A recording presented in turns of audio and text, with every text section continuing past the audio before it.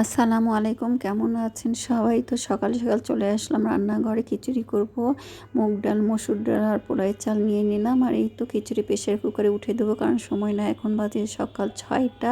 আমার মেয়েটার পরীক্ষা আছে, ওই চলে যাবে 7টার দিকে, ওই জন্য তাড়াহুড়া করে তো আজকে একটু ঝাল করে খিচুড়ি খেতে চালো। আর শীতটা পড়ে গেছে, দিয়ে দিলাম প্রেসার কুকারে। সব কিছু দিয়ে 2 মিনিটই রান্না হয়ে যাবে। শিশু উঠালে, আমি সাধারণত প্রেসার কুকারে রান্না করি না, আর আমাদের ঘরে প্রেসার কুকারে রান্না পছন্দ করে না, মানে আমার হয় না আসল কথা, বেশি একটু সিদ্ধ হয়ে যায়। তারপর আজকে দিয়ে দিলাম তাড়াহুড়া হওয়ার জন্য, একটু লাটকে খিচুড়ি, নরম নরম খিচুড়ি করার জন্য।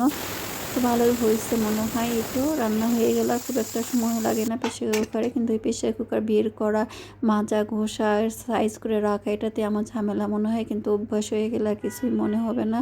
এই তো হয়ে গেছে প্রেসার কুকারে, 2 মিনিটে হয়ে গেল। শুধু চাল ধুতে যতটুকু টাইম। তো এটা দিয়ে ডিম পোচ দিয়ে মেয়েটাকে দিয়ে দিলাম, ওই খেয়ে চলে যাবে। আর চা করে দিব, আর চা ছাড়া তো চলবেই না। আর এদিকে আমরাও খেতে বসলাম। চলে গেছে, একটু শুয়ে থেকে আবার একটু উঠে খিচুড়ি খাওয়ালাম। তারপর আবার এই যে বাজারে গেছিলো, বাজার থেকে অনেক সবজি, এই যে ট্যাংরা মাছ পাইছে সেটা নিয়ে আসছে। এদিকে খালাও কাজ করে চলে গেছে, পেঁয়াজ ছিল না, আদা রসুন সব কিছুই নিয়ে আসছে। আর 2 রকমের শাক নিয়ে আসছে, সবুজ শাক, পালং শাক। আর পালং শাক এখন কিন্তু খুব ভালো লাগে খেতে, যে কোনো মাছের সাথে, তরকারির সাথে, চচ্চড়ি, ঝোল সব কিছুই ভালো লাগে পালং শাকের। ফুলকপি নিয়ে আসছে, সিম নিয়ে আসছে, অনেক তরকারি নিয়ে আসছে, লাউ। আর এই ট্যাংরা মাছটা আমি কেটে ধুয়ে নিলাম। আর আমরা ঘরে শুধু দুজন ট্যাংরা মাছ খাবে, আমিও খাই না, আমার মেয়েও খায় না মাছ। এখন এই মাছটা অল্প করে রান্না করে দিব। কি করে রান্না করব সেটাই চিন্তা করছে। আর এই পানি ফলও নিয়ে আসছে, এটা এখন পরিষ্কার করে ধুবো।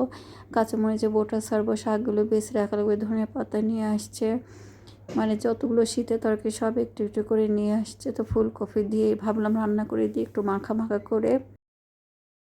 আর এই জন্য ফুলকপিটা একটু কষে নিচ্ছে। আর আলুটা খেতেও চায় না, আর খাওয়াও দরকার নাই আলু, অনেক সবজি আছে এখন শীতের, ওই জন্য মূলাও আছে, ভাবলাম ওটা দিয়ে এটা দিয়ে একদম করে ফেলে। আর এখানে আমি শাক ভাজি উঠে দেবো, সবুজ শাক ছোটো করে কেটে নিছি, রসুন পেঁয়াজ কাঁচামরিচ ভেজে নিলাম।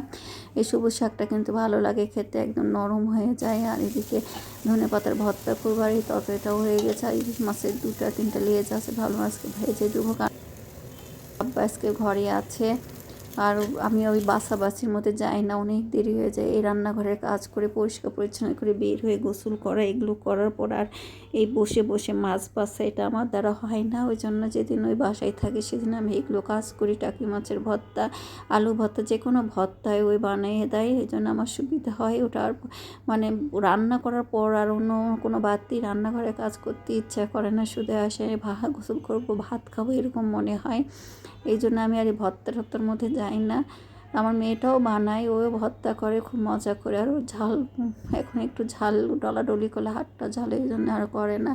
তো এই তো বিকালের জন্য আমার ছোলা ভেজাইছিলাম, সেটা তুলে উঠে দিলাম। আর দেখেন আমাদের বাসার পাশে স্কুলে খেলাধুলা হচ্ছে, মানে মহড়া হচ্ছে বিকালে, খুব সুন্দর দেখা যায়, বাচ্চারা খেলাধুলা করে। বিশাল বড় মাঠটা আমাদের বাসার সাথে লাগো, একদম উপর থেকে আমি একটু ভিডিও করে নিলাম। এদিকে আমার ছোলাটাও হয়ে গেছে, তো এটা এখন আমি কড়াইতে দিয়ে ভেজে নিব, তাহলে হয়ে যাবে রান্নার। দেখলাম সিদ্ধ হয়ে গেছে, খুব সুন্দর হয়েছে। আমি ছোলাটা সাধারণত প্রেসার কুকারে দিই। তো ভালো থাকবেন, আল্লাহ হাফেজ।